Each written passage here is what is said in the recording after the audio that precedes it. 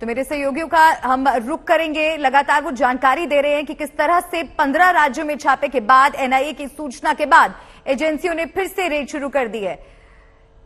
इस खबर पर बात करेंगे, लेकिन एक बार फिर से देखते हैं पीएम मोदी जापान दौरे पर हैं, क्या कुछ वहां पर पीएम मोदी ने कहा, सुनाते हैं आप। समय के लिए अभी से जो हो रही है उसमें नीतिगत फैसले, रणनीति और आने वाली जो वैश्विक स्तर पर जो चुनौतियां हैं उनसे निपटने के लिए तमाम यहाँ पर मूल मंत्र एक दूसरे के साथ साझा किए जाएंगे। बिल्कुल, और सबसे अहम बात गौरव यहाँ पर ये है, क्योंकि हम कहते हैं ना कि किसी के जाने के बाद उसकी जो विरासत है वो आगे सौंपी जाती है। तो हम देख सकते हैं कि फुमियो किशिदा को शोकातुर अनुभव कर रहा हूं, क्योंकि पिछली बार जब मैं आया तब अबे शान से बहुत लंबी बातें हुई थी और कभी सोचा ही नहीं था कि जाने के बाद ऐसी खबर सुनने की नौबत आएगी।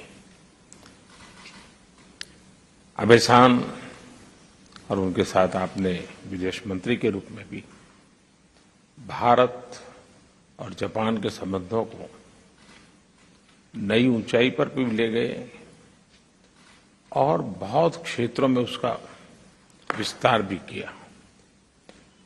और हमारी दोस्ती ने एक वैश्विक प्रभाव पैदा करने में भी बहुत बड़ी भूमिका निभाई, भारत और जापान की दोस्ती ने।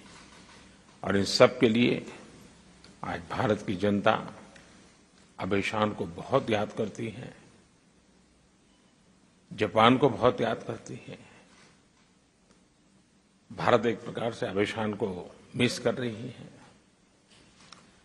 लेकिन मुझे विश्वास है कि आपके नेतृत्व में भारत जापान संबंध और अधिक गहरे होंगे और अधिक ऊंचाइयों को पार करेंगे और हम विश्व में समस्याओं के समाधान में एक उचित भूमिका निभाने के लिए समर्थ बनेंगे, ऐसा मेरा पूरा विश्वास है।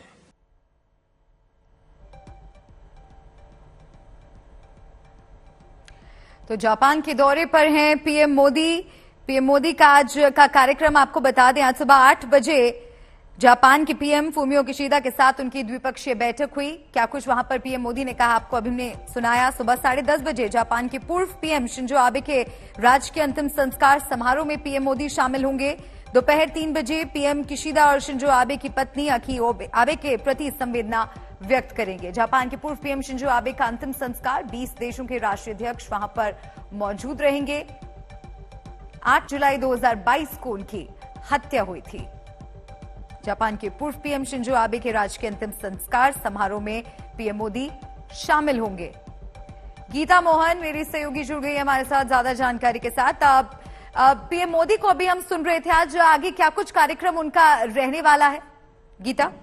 देखिए मल्लिका, शिंजो आबे बहुत ही अच्छे मित्र भी थे मोदी जी के, तो इसीलिए स्टेट फ्यूनरल में बहुत ही कुछ ही कम लोगों के स्टेट फ्यूनरल में प्रधानमंत्री नरेंद्र मोदी खुद गए हैं। तो शिंजो आबे के स्टेट फ्यूनरल में जाना ही एक बहुत ही बड़ा मैसेज है कि भारत और जापान के रिश्ते भारत के लिए कितने महत्वपूर्ण हैं और शिंजो आबे का जो रोल था भारत और जापान के रिश्तों को बढ़ाने में, वो कितना इम्पोर्टेंट था।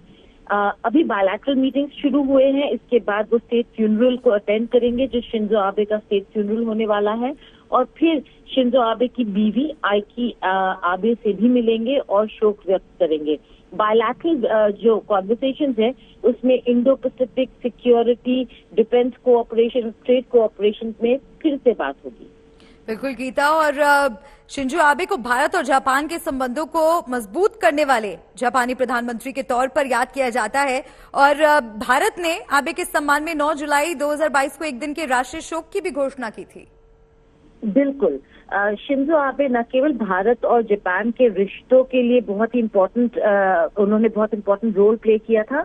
क्वाड मीटिंग्स, यानी कि क्वाड का जो आर्किटेक्चर है उसको बनाया ही शिंजो आबे ने था, और उन्होंने कह दिया था कि भारत बहुत इम्पोर्टेंट है इस इंडो पैसिफिक आर्किटेक्चर में। क्वाड में भारत का रहना बहुत जरूरी है, वरना कोई भी सिक्योरिटी आर्किटेक्चर इस जगह, इस पूरे रीजन में कामयाब नहीं हो सकता। तो भारत और जापान के रिश्ते और भारत को एक बहुत इम्पोर्टेंट रोल जी। में देखना शिंजो आबे का ही एक बहुत इम्पोर्टेंट विजन था, जी। जो आज आप देख रहे हैं क्वाड के तौर पर। तो शिंजो आबे का रोल बहुत इम्पोर्टेंट है और प्रधानमंत्री नरेंद्र मोदी के लिए उन्होंने जी। एक मित्र भी खो दिया। जी, शुक्रिया गीता, जानकारी दर्शकों तक पहुंचाने